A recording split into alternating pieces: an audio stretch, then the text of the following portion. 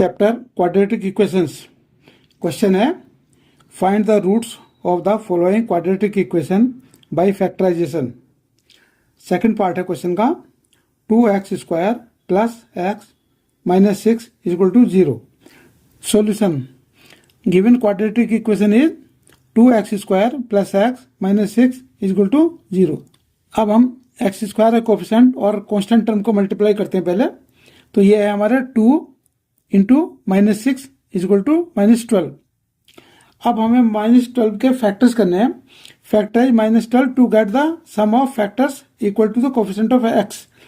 मतलब फैक्टर ऐसे फैक्टर्स करने जिनका सम या डिफरेंस ये x का कोफिशिएंट है। Possible factors are minus 12 is equal to minus 1 into 12 हो सकता है या 1 इंटू माइनस 12 हो सकता है। माइनस 12 के फैक्टर माइनस 2 इंटू 6 हो सकता है या 2 इंटू माइनस 6 हो सकता है या minus 12 is equal to minus 3 into 4 या 3 इंटू माइनस 4 हो सकता है।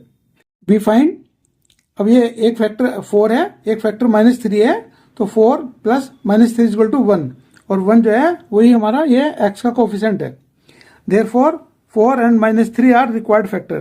तो ये हमारे 4 और 3 रिक्वायर्ड फैक्टर आ गए।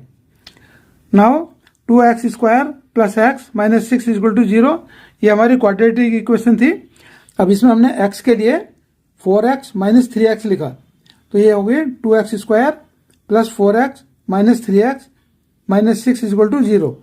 अब यहाँ से इन पहले दो टर्म से हमने 2x कॉमन लिया, तो यहाँ बचा x प्लस यहाँ से 2x कॉमन आ गया, तो यहाँ प्लस 2।